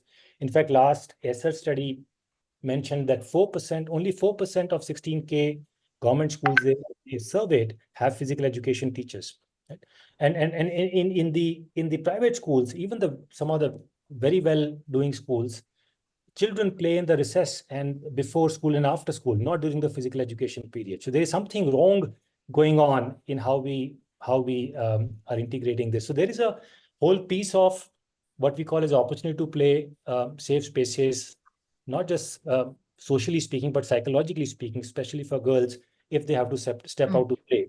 Opportunity to play also includes timing. How much time do children have to actually engage in play over the other things they've been asked to do? And lastly, it is a facilitator. Are you trained enough to be able to work with children of the target age group that you're working with to be able to be effectively have them get learning outcomes? So our work has been just around these 2-3 areas and elements over there. And I think if you strengthen these, and wherever I think there has been strengthening, either in form of state level investments in some states, or in form of CSR investments, or in form of market investment, which is the parents and others who are in a position to invest, there has been a change. And we have seen that in our fitness surveys and things like that over the years. One last point I want to just make, because you mentioned about effectiveness, is sport has this unique advantage of limiting its outcomes only to sporting outcomes. By that, I mean, either you are a fitter child or you're a medal-winning podium finisher. There is nothing else outside of that in terms of evidence that sport is working. So I would like to call out the attention on the non-sporting outcomes. Are they getting impacted and affected by because a child plays? Experience shows that some of us actually evidence our success in social life, in professional life, because we are outside the classroom, fortunately, some of the time or most of the time. So I think there is enough body of evidence to say that playgrounds help you live your life successfully at all levels. But to the contrary, I mean, the investment around that is not premised on that. So I guess we need to find out a way to connect non-sporting outcomes. I call them, let's say, social, emotional skills or life skills. Right. And there are some initiatives that UNESCO and SSA and a lot of other people are doing, and we also participating in that. But once we have this evidence creation, I feel that whether it's the market, which is the parents and communities, or if it is the CSR funds, which are far more experimental and research oriented than, let's say, the state funding. And state, of course, comes as a scaled investment from a policy that happens over there. So I think I'm just touching on the key issues around this and how I think we as a sporting community we perhaps need to do more advocacy, more evidence creation, and perhaps more standards making around the areas of sporting outcomes and non-sporting outcomes. Our consulting editor, Dr. Shweta Singh, has a question for the panelists. Yes. It's an open question, actually. We have some audience questions as well. They have been entering their questions in the chat. But first of all, thank you, Parminder sir, because whatever you said, it actually answers many of the questions that the audience have been asking and the ones which I had in my mind as well. Particularly around non-sporting outcomes that you discussed. It's something that we need to focus on. And I think if we create more evidence around the non-sporting outcomes, probably we could attract more investments in and more sustained investments in long-term investments in sports. Because unfortunately, the way we measure sports outcomes is still in, how many medals have we won? How many actually national players have we created? And that's obviously one aspect of it, but we need to look at the broader benefits of introducing sports and sustaining sports at the school level. One thing that we haven't discussed, probably in this discussion, is the government interventions that are happening to promote sports, particularly in the last few years. So since you've been working on ground, all of you have been working on ground, what are your what is your opinion about the impact that government interventions are creating? And are any of you partnering in such interventions of the government? Punit sir has raised his hand. Yes, Punit, it's an open question. So any one of you who would like to answer. Yes. So I think, thank you, Shweta. And I will first like to, talk about what Mr. Gill mentioned. And actually, I had the opportunity of meeting Mr. Gill in person in 2022. So it was a great opportunity to learn from him and also, do some very meaningful activities. I, like to just tell one important thing. This CSR actually came into existence, actually speaking in terms of law in 2014. And look at last couple of years from 2014 to 2021. Rightly mentioned by Mr. Gill also that the CSR spends, especially on the sports, have always been like a trickle. And I would say that as per my understanding, overall in terms of CSR spends, the focus on sports was only 1% of the overall CSR budget by almost all the corporates. But what happened in 2021? When we had a big challenge, COVID came into the country, and it was not a national calamity. I think it was a global calamity. And I think that was the time when many corporates realized that this is the time when, children, including all the adults also, had, started new things like work from home, study from home. People started becoming lethargic. Going out was becoming a very big challenge. So the challenge was how to get the children out of the homes and take them to schools. And once they come to the school, how to ensure that they not only partake in education, but also in many of the sports activities. Now, this challenge, I think now the corporates have understood. I would recall in 2021 when, the COVID was kind of waning away and there was a challenge in the schools to, how to get the children back to the school. We actually started an initiative in 21 and which was called Back to School. The name of the program itself was Back to School, wherein we collaborated with all these schools. I remember around 1,500 schools in India. We collaborated and we talked to the principals, the teachers, and we did a COVID spray. I mean, the antibacterial spray in all the schools, gave gloves, masks to all the teachers, to the children also, so that the parents become confident that my child is not going to a school which may have a COVID infection, but a school which has been, totally cleaned. It has been sanitized. And we also gave sanitizers, face masks, and so on and so forth. So that was one of the beginning. And that made us realize that by getting awareness into the child, by getting awareness into the parents, is something which is the biggest challenge. And once that awareness come into the parents and the children, then you can actually experiment on lots of things. And that's when in 2022 we actually started, after the COVID waned out, we started this sports lab concept. And on your specific question about government, as I mentioned in the beginning, government of India in the last 10 years or so has really started focus on sports as a major program. Khelo India, I think everyone knows. In fact, the budget of the government spends is now close to more than 3,300 crore. And there's an average increase of 10% year on year to make sports as a really serious business. One of the bids by the government also is to ensure that the next Olympics in 2036 happens in India. And that is where very unique initiatives like I remember there is a unique initiative called TOPS, which talks about Target Olympian Podium Scheme, which has been launched by the government.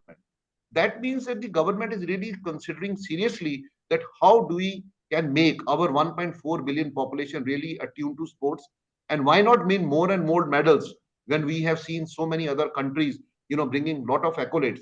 And the past Commonwealth Games, Asian Games, we have seen Indians scoring a very strong tally as far as medals are concerned. So I'm very confident that with the collaboration with the state government, central government, also with corporates, and also with the increasing awareness among the children and the parents, sports will really become a very serious business going forward country. And with all these, strong thought leaders who are coming into this area, I'm confident that next 10 years will be defining for India, not only in terms of cricket, but I think in terms of many other areas like hockey, wrestling, football, many other sports area where India can really do wonders. And I am really, thankful Mr. Luthra talked about, golf. If golf can also become a very, grassroots level kind of a program, then, our country can really take a pride and we can really become what we used to be some centuries ago. So that's something which I just wanted to relate with everyone. Thank you. Wonderful. Thank you, sir. Shweta, Amit ji has also Amit raised sir his hands. and Yes, yes. Dominic sir also. So Yes. we'll have Amit sir's insights first and Dominic. Yes. Hi, thanks. Hi, Puneet. Yeah, thanks for your comments on the Golf Foundation.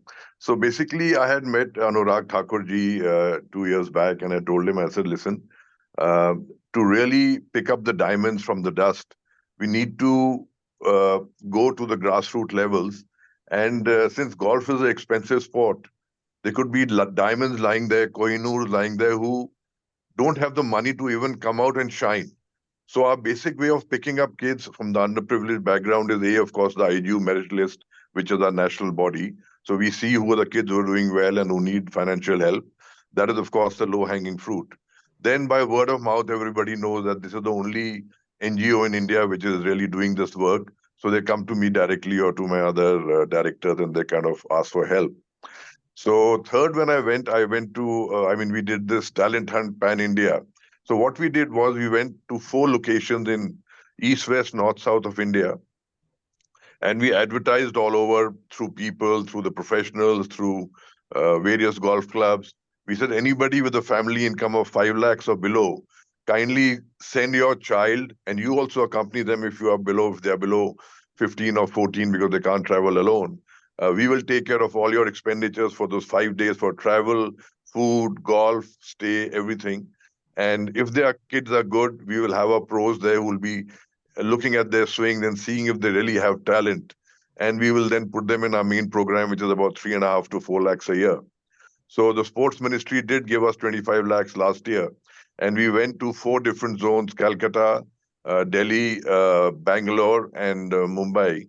And we had 138 people take part. It, of course, cost us over 1 crore, but the government did subsidize 25 lakhs. And out of those 138, 18 kids we picked up and put in our main program. So right now we have 64 kids, which cost us about 2 crores. So earlier, Tata was giving us 3 crores and the pandemic happened and they withdrew. But now we're being helped by the oil companies, etc., to pick up 2 crores. And like I said, we've gone to a village in Israna village as well as in Jindiali village, where the kids play with the construction rod. So they take a construction rod, they put a cycle tire tube, they cut up and make a grip, and the bottom they bend into different angles, and they play with rubber balls or whatever. So that's the level of euphoria we have, and jugaad, as they say in Hindi, to really How play the sport. innovative. Yeah, How so we've innovative. got them. Yeah, we have got them into our program, and we are sponsoring the whole village. We are giving them milk, eggs, equipment, the works. And I'm in talks with few state level ministers and LGs, etc., to give me some land, maybe 5 acres to start off with, so I can start a driving range with USGA standard greens, and then slowly move up and get these kids to play internationally. Like I said, I just came back from Tokyo 2 days back with 5 of my kids playing for India in the APGC juniors. And one girl, of course, not from the foundation, she came second in the APGC juniors. And we talked about Olympics. Aditi Ashok missed out a silver medal by 1 stroke. Of course, she missed out on the bronze also, but if she has played 1 shot better, she would have got a silver medal in the Tokyo Olympics. So that's the level of talent we have in sports. Golf also, and like I said, you need to buy a lottery to win a ticket. You can't say that I'll give you 10 crores if you win a gold medal. Mukesh Ambani doesn't need the money. A startup needs the money. So we have to put the money, the water on a seedling and not on an oak tree already there. So that's my submission. We need government intervention in facilities, in the infrastructure, in training, in equipment, which should be without any taxes, without any customs. In fact, it should be subsidized so that we can reach the 1.4 billion diaspora, and not only golf, but other sports could also benefit. Thanks. Dominic, sir, please go ahead with your insights. Yeah, I'll be very brief. Mr. Amit rightly put it, so did Mr. Parminder and Mr. Punnet. See, I've been a coach of the Maharashtra team. I've been a player myself, and right from 1979, when I was 13, having represented the state in under-17 Subrato Mukherjee Cup, and so Amit will be able to vouch that it was one trophy which is under the army, the armed forces. So I was a little 13-year-old, but representing under-17, and that was, I take pride. It's not that pride, but it was something which I really look forward to take. Sport has take it further. I would say sports in India is given a stepmotherly treatment. Don't get me wrong, but it's a matter of what I have seen, I've experienced. Being in the Maharashtra team also, when I went to the girls team and the boys team, it was very difficult to get them the basic needs of their travel, their stay. When I was coach of the Maharashtra girls under-14 team, one night a girl knocks on my door and says, "Sir, there is no water in the toilet." And I said, and we were at the BHS Stadium in Mumbai. The girls were there, and the manager happened to be from Mumbai, so she went home that night. And I was left with these little girls. At about 1 in the night, I went across to Churchgate station, picked up bottles of water, and I came, because that little girl had just got a menstrual cycle. And this I brought to the attention of the district sports office. I don't recollect his name, or I should not be taking his name, even if I do. But that's a stepmotherly treatment that has been given to every sportsman. It's only after 1983, India having won the World Cup in cricket, things change for the cricketing fraternity. And it's good. Football, if you go back in 1952-56, we were a great nation, having played and having won the gold medal, etc. in football. But I have seen practically in every sport, it's a stepmotherly treatment that was being meted out in the past. But there is a transition phase that has happened. I've also seen things having changed. And being involved with the DSO, I also realized where the government of Maharashtra brought in the 5% marks if you represent the state or you have won the district level. at your 10th standard and 12th standard board. That was a good initiative for children to, get involved with sports and try to make a career out of sports. But when I was in Bhubaneswar, I would say hats off to the Odisha government or Mr. Patnaik, who has transformed Bhubaneswar into a city of joy for sportsmen. It's a hub. It was a beautiful experience when I had been recently on some office work and I bumped into an India who were playing against Myanmar, and I went for that game. But the beautiful part of it was that things had changed. Facilities were improving. You could look forward to that pathetic treatment that I've seen and experienced in my growing years, and as a coach and as a professional, to what the situation. And with the Khelo India program, being put in place, this has given a greater platform. After which, we have excelled in different other areas of our sports. So government intervention is very, very important. Government has to look beyond its, the peripheral or the parameters that it set that okay, I will only give this much money. I will only support it. But now we have programs where sportsmen are being encouraged to go abroad, to go for better training facilities, and this is having a positive impact. It's a slow process. It may be, but I honestly see whichever government. I don't want to talk about any particular government, but sports is being looked at very differently. And with IPL, ISL, and the other things, it has become a hub.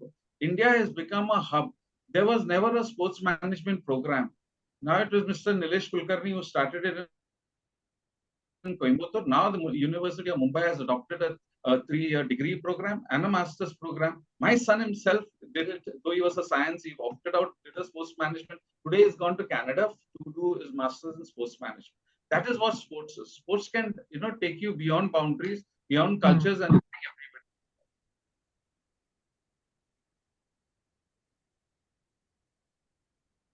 We had Poornima ma'am also raising a hand. Hi, I just saw that there was a panel question on challenges of educational institutes facing in implementing comprehensive sports program. So I think we have, so I represent LatentView. We are running a flagship called the Chennai Kalpam League, where we are giving match play exposure, first training, identifying, training, giving match play exposure, and then post-league training to kids from government schools. I would say the challenges that we are seeing mostly is lack of resources, definitely both infrastructure and the equipment support. Second is predominance of, we all know that education competition is what is more predominantly coming out rather than just the culture of play. So that's not being encouraged. I think that's where the institutions are facing challenges, because at the end, the kid is made to believe that only they win or they get selected, they're there.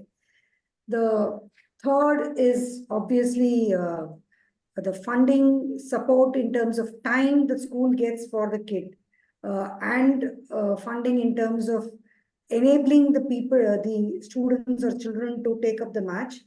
And the related question that has come up is, how do we think CSR initiatives? Definitely, I think CSR initiatives, more than the fund, organizations like Sports Village, when they are implementing comprehensive tracked programs and projects that brings about change and addresses the challenges of infrastructure, support, nutrition, guidance, the right amount of people to take up the program. So I think we are only looking at CSR initiative as a funding, but I think it's more than funding. The belief with which a program has been implemented somewhere goes away. But I think if implemented strongly in the right spirit, with the right thing, I think that more than the funding, the project management that brings about a change is something which I would definitely want to call out. And I think in our program, it has definitely made a change. We have, over 3 seasons, we have had 21 people who are high performance undergoing training. And also we have had 1-star kid who has gone and placed who was selected in IKF, and he's being in a high performance center. There is one other question of impact of sports intervention program. I think Parminder can also comment on it in terms of dropouts, in terms of retainment of the student, how they are able to take it up as a career, how they're able to move it with the passion, is some of the pointers where we can measure the impact of social intervention programs in sports. Okay, great point of view there. Shormi, I think you wanted to discuss how collaboration can play the main role over. Yes, yes, please That's go ahead. right. That's right. So, first of all, thank you for facilitating such a meaningful discussion today. And I would just like to make a point that I feel that collaboration is the key.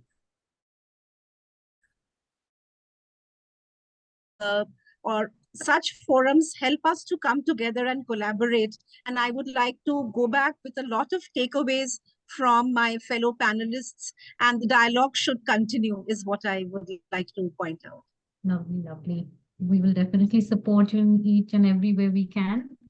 And we have Beda also, Bedashri from the CSR Universe. She had a question for the panelists. Beda, if you could just unmute yourself and please ask your question.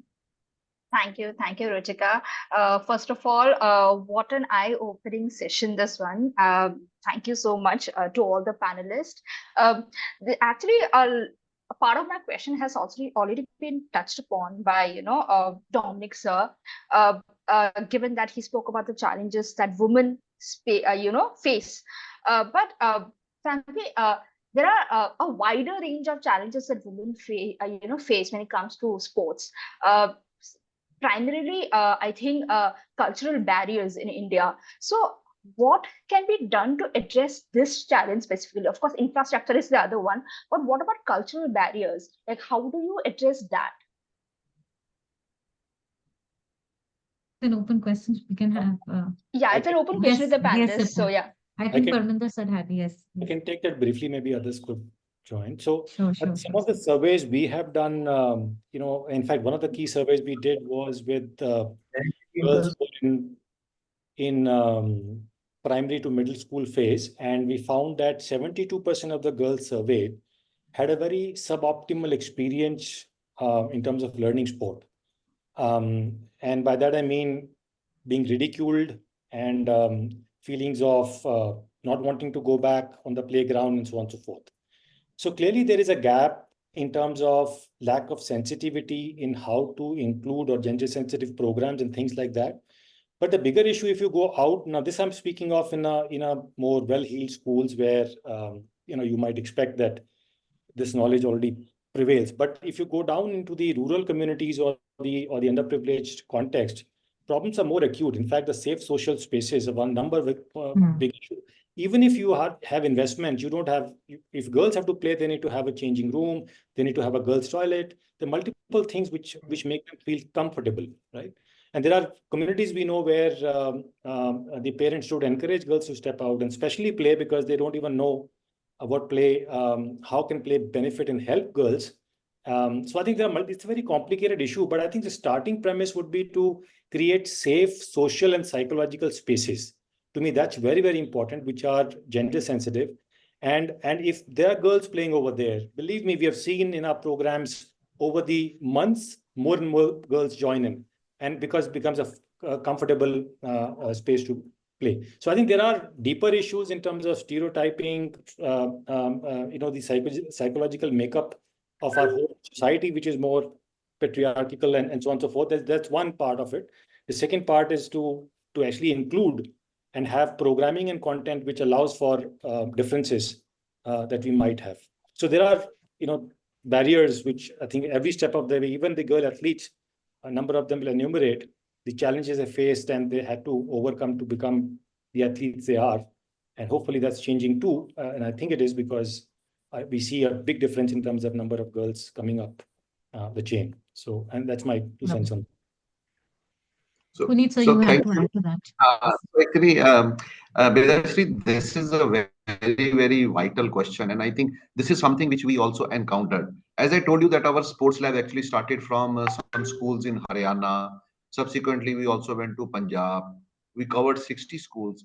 But we did realize that this is one of the challenges, that how do you get a gender diversity?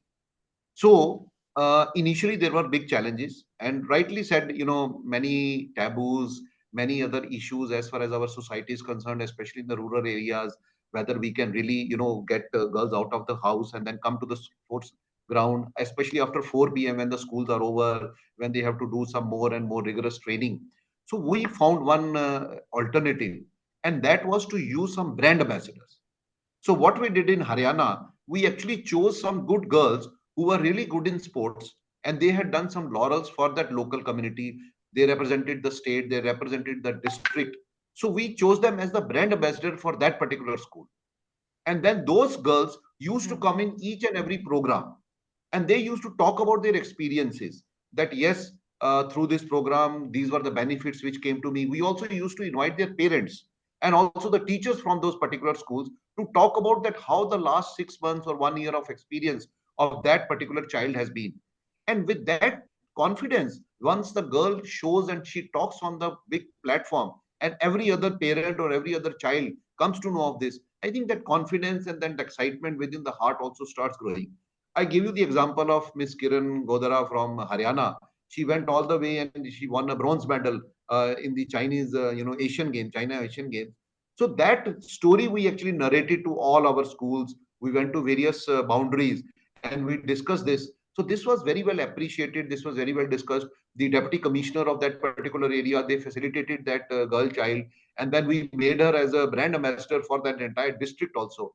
So I think making a role model, showing some of the tangible benefits which has done to the society, that could be something which could really help us to remove these taboos and the cultural barriers which we face.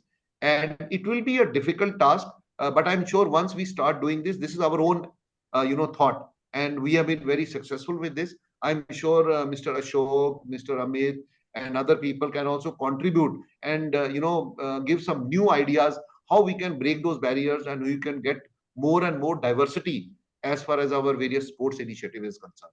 But education, awareness, and using a role model, I think, is one of the areas which could really be used to inculcate a sense of overall partnership in the entire society. Okay. Thank you so much, sir. So Nixon sir has a meeting after this, so he would want to just share his views very briefly over here. No, I will just add to what has been told. I fear that many students would not be opting for sports, etc., because there is a fear that in case they do not top the item, be it in cricket or football or hockey, etc., what would happen to them? So we should have some kind of a career path, like those who are not able to excel later or come to elite positions in sports. What are the opportunities available for them? Maybe as coaches or mentors, or many other sports-related opportunities are there which students or parents are not aware of. So that aspect has to be taken into consideration. More awareness about the opportunities available in sports, so that many students can opt for, it's not only being a Sachin Tendulkar or a Virat Kohli and all, but there are many other opportunities available to those who are interested in sports. That awareness has to be spread. And another aspect which I would tell is when it comes to CSR in sports, I think it should be a long-term commitment from the corporates instead of one-off activities. It should be sustained investments with lasting impacts. So instead of conducting one-off activities or maybe promoting a single or 2 or 3 players who are already reputed or have reached the pinnacle, we should go for supporting so many players, and it shouldn't be a one-off PR activity. That is the thing. And we should CSR in sports, they should conduct needs assessment and impact measurement. Conduct thorough needs assessment and impact evaluation to identify gaps, measure outcomes, and track progress in sports education. And the employee engagement and volunteerism also should be promoted. Because like CSR in sports should not be restricted only to like a financial support. It can also be employee engagement and volunteerism by providing opportunities for staff to contribute their time, skills, and expertise to several sports projects. So this was something which I thought I will share before I leave. Thank you. Thank you so much, sir. Shweta, I think, yes, Amit sir and Ashok sir also have to share their perspectives. Amit Okay, sir, very quickly, I'll address Nixon's apprehension and also about the diversity about the gender. So coming to Mr. Nixon's query, it's a very valid point that if the person is not a Sachin Tendulkar, where does he go? Does he try to climb Mount Everest and fall below the Everest base camp and go into the depths? So what we have done in the Golf Foundation, of course, number of our kids have achieved success, not only, like I said, in India level as professionals, Asia, European, but world level as well. But there are kids who have not made it to that level. Naturally, there are different skill sets. So what we have done for them is, once they are amateurs, we make them, and they don't make it to the pro category, professional category, we get them employment in oil companies. So oil companies have PSPB where they have inter-oil tournaments, and golf is one of the disciplines. So they get a good, income depending on their education background, about 1.5 lakh, 2 lakhs per annum just to play golf. If they're not good enough for the oil companies, we put them in the armed forces. So you have inter-services tournaments where again golf is one of the disciplines. So they get a good income of about 50 to 60 to 70,000 a month. Rations are free and etc. etc. So a lot of perquisites. So they make a living out of that. Now people who can't even make it to the armed forces, we have a skills development vocational training for them. So I have identified 45 vocations where the kid can, right from club fitting to agronomist to event management to rules officials to machine repairmen. So there are about 45 vocational trainings where I can put in the person to not to go back to caddying or whatever work he was doing earlier, but to be associated with golf. And in case he can again revamp his skills and, lift himself up, get into the pro category. So why not? So there's a different stepwise system I've made out. Somewhere we fit the guy so that he does not go back into the same level.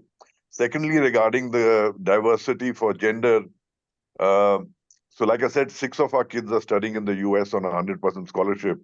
Now each scholarship is worth about 2 crores over 4 years. So one girl from Calcutta, I'll not name her, we went through about 40, 50 interviews. I managed to get her a 100% scholarship in Earth's College in South Carolina. But last minute, her grandparents and everybody said, she's only girl child we have, and she's from our Bengali background. We are very conservative. Where will she go? So long story short, the poor girl's dreams are shattered because they pulled her out. So I really don't know how to address that. I try to, tell them that, listen, it's a day and age where everybody is equal and there is no problem. Everything is safe and sound, and girl is equal to a boy. In fact, they're stronger than men. But I guess that is some issue. I don't know how to address that myself. 2 crore loss, more than a 2 crore loss for her. It's a career where she could be the next world champion. But be as it may, in spite of all our efforts, that's what we are facing as well. Great. That's true.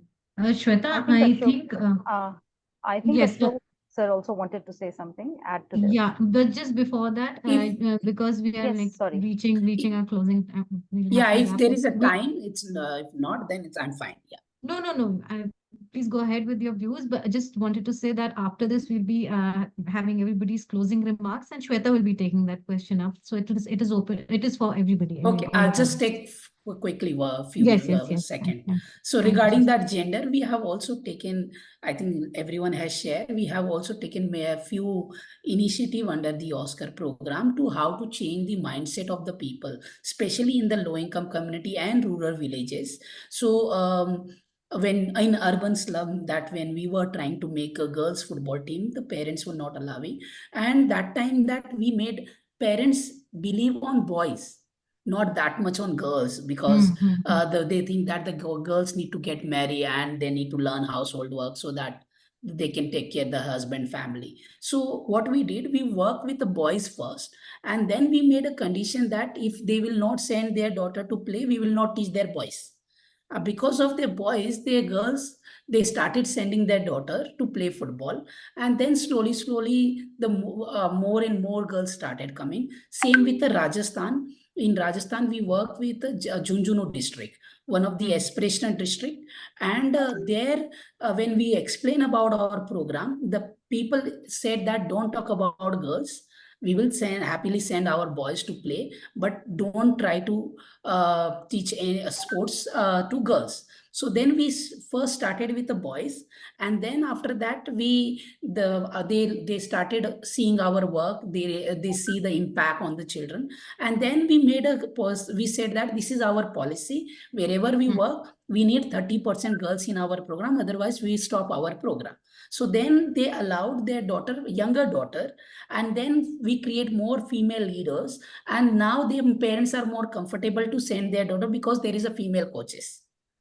So these are and it's very important to organize event for the parents and let them play and review, discuss how they felt. So then we ask them, if you enjoy in one day, imagine if they come every day, how much they can learn. So this is how we change the mind, and it's been going great. And then parents become an ambassador and they talk with other parents. Yeah, thank you. Yeah, Shweta, your final question, please.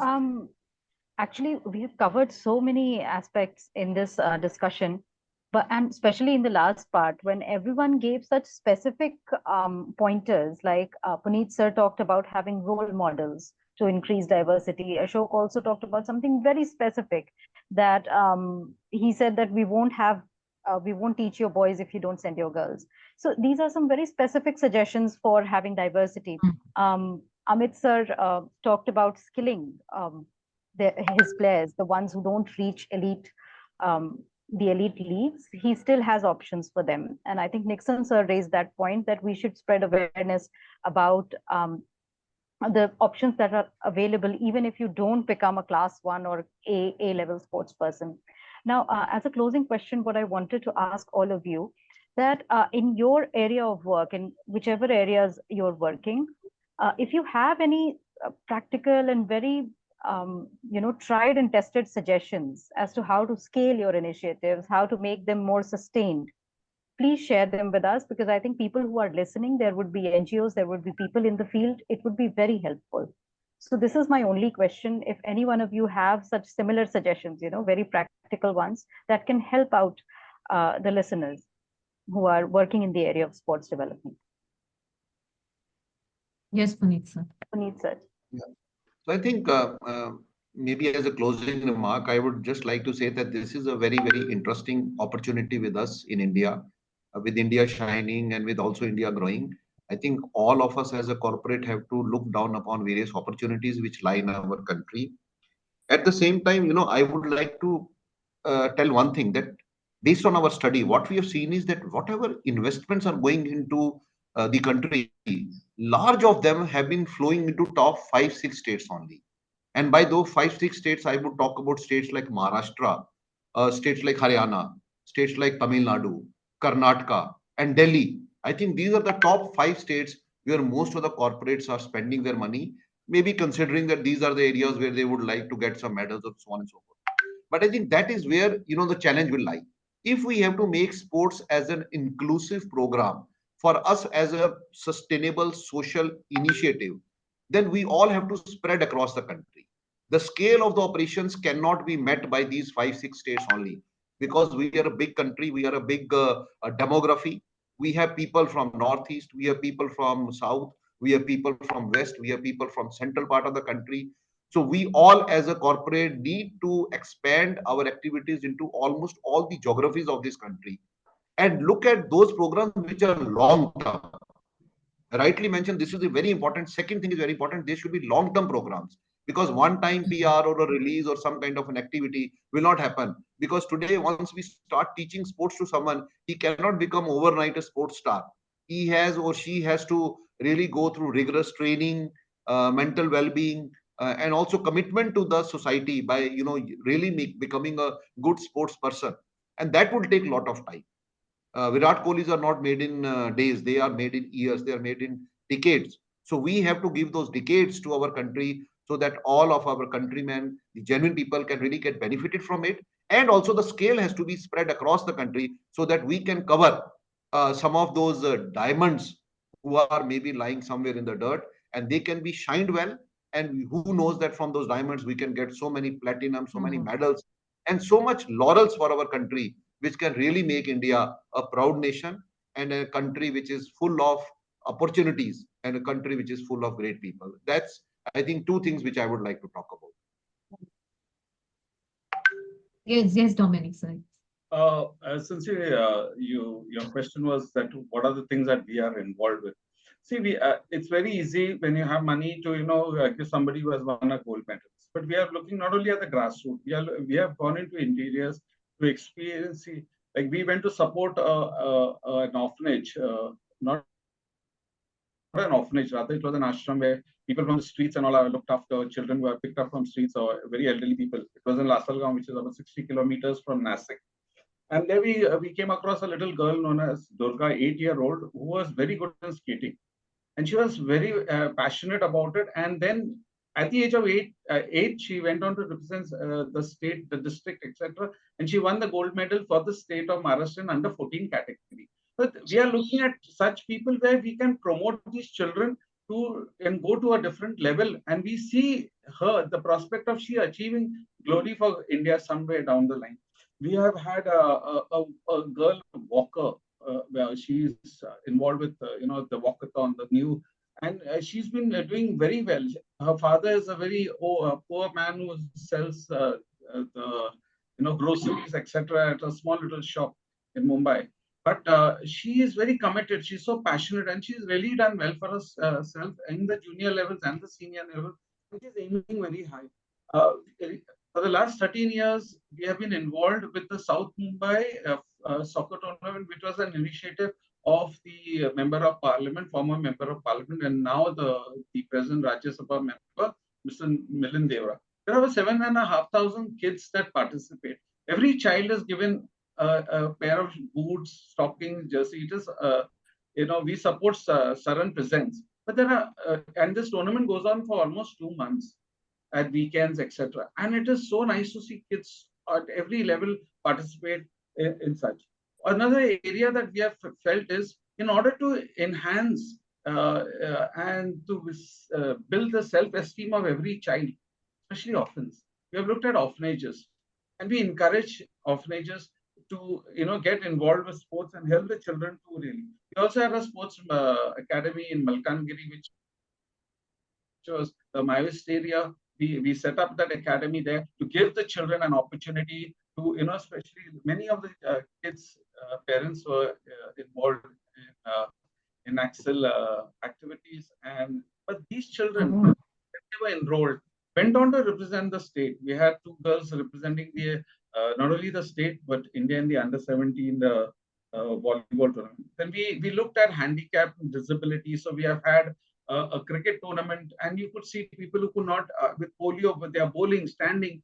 But it is so nice to see. It's a beautiful thing to see them. Recently, we organized a cricket tournament because of the IPL going on for slum children and their families, trying to build communities. So we have looked at like a Don Bosco shelter home, which looks after, they are involved, children who are involved in or bad activities, but now they come there and learn some soft skills or something.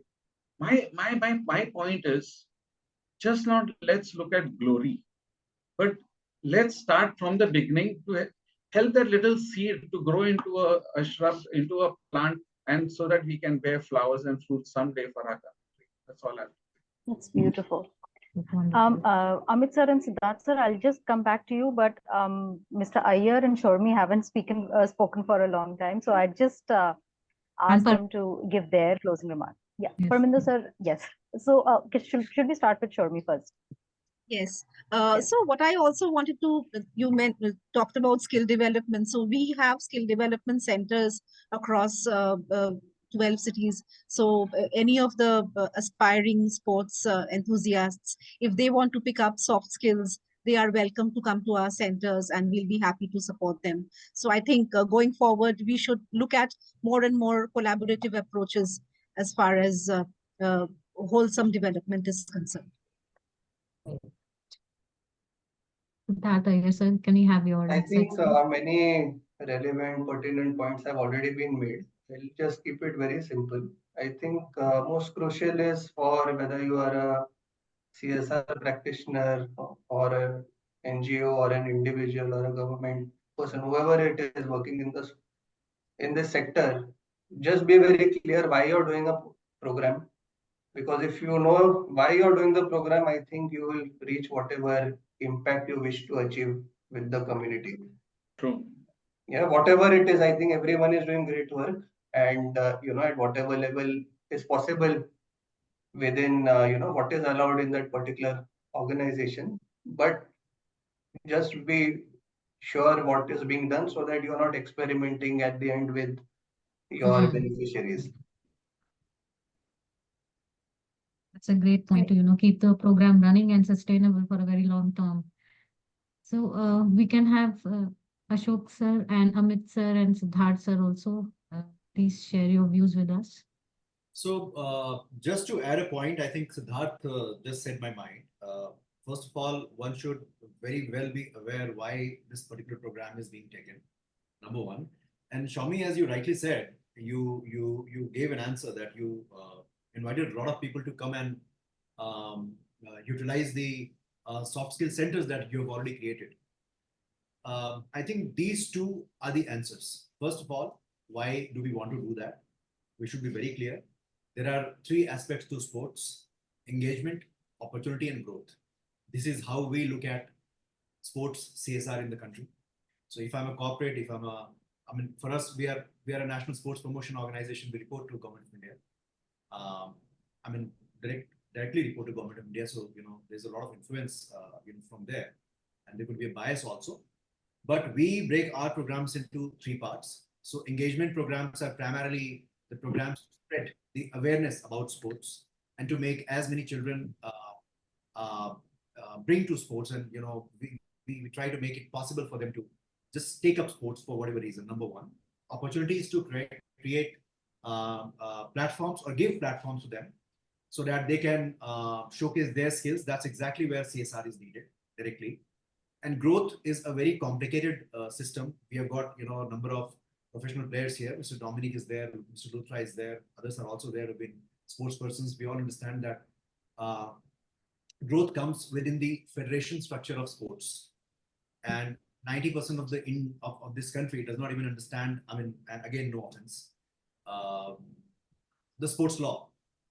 So that's a complicated theory. The moment we start talking about how we want to make the child grow and make the child a podium finisher, suddenly we get into the system of growth, which is sports law, which is governed by International Olympic Committee, and subsequently, their people in the country. So whatever plan is made, I think if that plan has to be executed properly, it has to fall into these compartments, and one has to work with domain experts. And the last thing that I would want to say from my end, what I have seen in my 24 years of participation in sports development in the country, if we want sports CSR, there has to be a very strong stakeholder at every level. And without that stakeholder, if we are initiating that CSR program, it's not going to work. That is my takeaway. And right now, sports CSR, CSR in sports, money in sports CSR, I think it is directly related to the schools. There are 17 to 20 lakh schools in the country.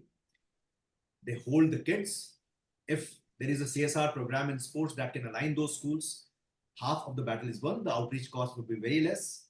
If one is able to convince those schools, you get all the authorities in place supporting you.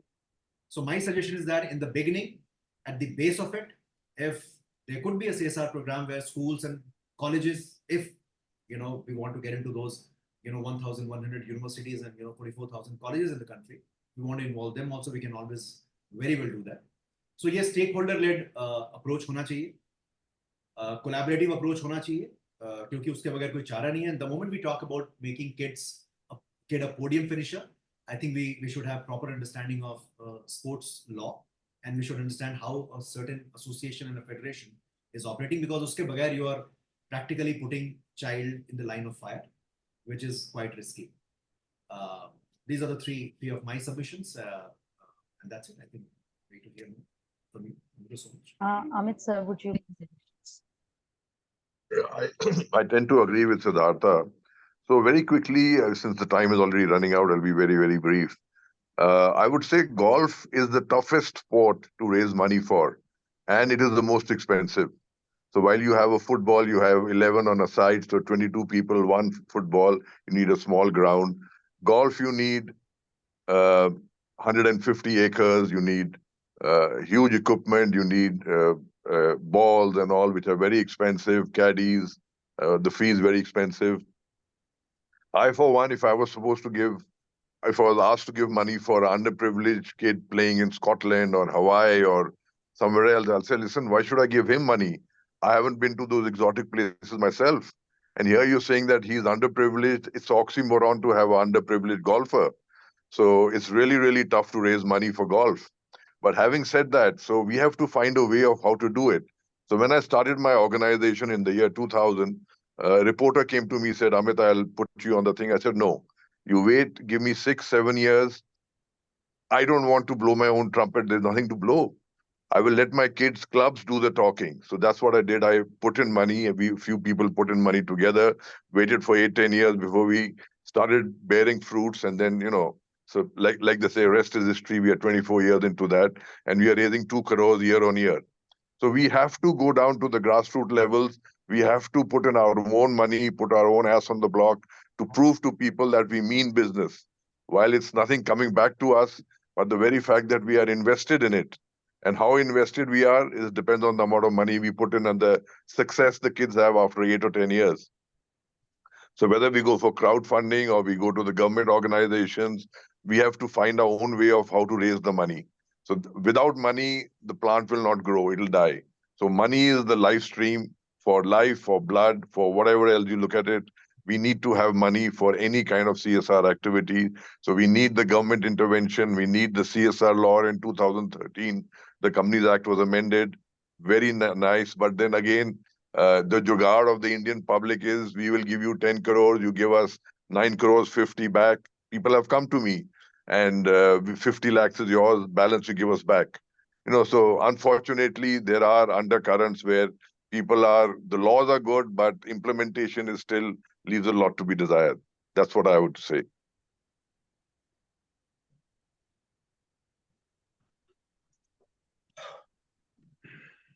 I think Ashok, you had something to say? I think everyone has shared, and collaboration, I strongly believe everyone has different. So same with, we have a train the trainer model with Oscar Foundation, and if anyone want to be trained your youths in your area, we have a team, and we can come and train your youths, and they can replicate the sports and life skills with the younger children. So this is we can offer. Yeah, thank you. Parminder sir, I'd like you to close this discussion with your remarks. All the points have been made. I will just finish with what I started off with. Why should sport attract investments? Why should we be worthy enough to get the disproportionate share? And I think evidence creation is one answer. Unless there's strong evidence that sport is helping the idea of social, emotional, cognitive elements. And it's just not, because most podium finishers, 99% will be out looking for a job very soon. Professionally sustaining yourself as an athlete is very, very tough. So the whole idea of alternate livelihoods, whole idea of investing in athletes' journey and non-athletes' journey with non-sporting outcomes is important. And the last part was the standards making, or the collaboration requires us to talk to each other on the same platform. I mean, sport is still fragmented. Everybody's trying to do their own things in their own worlds, but they don't talk to each other as fluidly and as efficiently. So unless we have standards, and standards making is an exercise with the policymakers and with the bodies like UNESCO, UN, and others, I think this is where the investment is required for sport to become scalable over time, sustainable as well, as we get closer to market coming and funding beyond the charity money, which is helping cross some of the initial hurdles at this point. Thanks a lot. Thank you so much. Thank you so much, everyone, for joining us. And this has been such an enriching discussion. Just the breadth of the topics that we could cover in such a short span of time, and the insights that each one of you gave. I mean, it can only come from people who are actually working on ground. This cannot come in closed boardrooms or lecture halls. So thank you. Thank you for taking the time. Thank you for joining us and sharing your experiences and insights with us. I'm sure it was helpful, and we would soon be coming up with the second edition, because we had a tremendous response for this roundtable. So we would soon be organizing another one. So please join us then. Thanks for joining us. Thank you. Thank you. Thank Thank you so much. Also Thank you so request much. that if your people's emails could be sent to all of us. Yeah, please Whoever Sure. participates, so that we can keep in touch. Yeah. Build Please up share on the email Absolutely. ID. That Yeah, would be wonderful. thanks. the contact number. Thank you. All the best. Thanks, Thank everyone. you. This weekend. To you, and this is also Sure, definitely. Thanks. Bye. thank you, sir. Thank you.